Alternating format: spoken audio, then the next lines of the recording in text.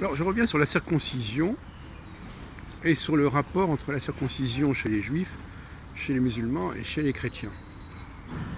Alors, curieusement, donc les musulmans, eux, ça ne les a pas gênés pour se rapprocher du modèle judaïque d'adopter la circoncision. Tout comme ils ont adopté d'ailleurs la consommation du porc, alors que le porc n'était pas consommé en Arabie. Je me renvoie d'ailleurs aux travaux de Jacqueline Chaby, que j'aime beaucoup actuellement, sur ces questions concernant les différentes strates du Coran et de l'islam. Alors, je reviens sur cette question, que j'ai peut-être déjà traitée, mais sous un autre angle. Pourquoi les chrétiens n'auraient-ils pas adopté la circoncision? Eh bien, je soutiendrai la thèse suivante, c'est que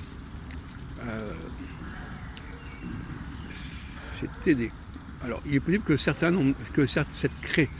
non-circoncision serait liée au fait que, de toute façon, il y a un certain nombre de juifs qui étaient passés au christianisme. Et donc, par conséquent, comme ils étaient circoncis, le problème ne se posait pas, et ce n'était pas une question à aborder, parce que ça allait de soi.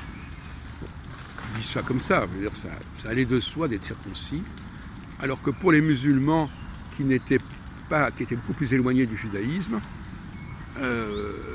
la circoncision était un acte qu'il fallait accomplir absolument, et donc il n'y avait pas les mêmes enjeux, la même stratégie de conversion.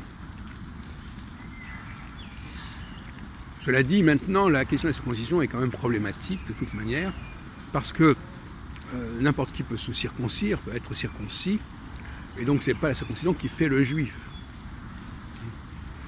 Donc là, il y a un souci, parce qu'à la fois on a une théorie sur laquelle on est juif par filiation, que ce soit par la mère ou par le père, c'est encore un autre débat, et là on nous dit on est juif par circoncision.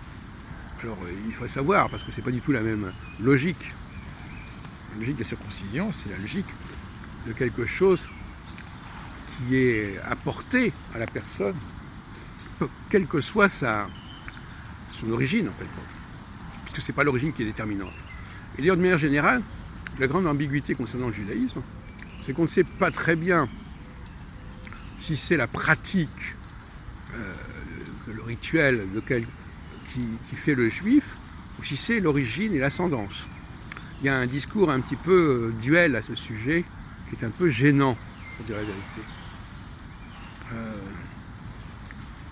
Moi, personnellement, je préfère parler de l'ascendance, et toutes les formes de rituels, quelles qu'elles soient, pratiques, circoncision, etc., me paraissent problématiques.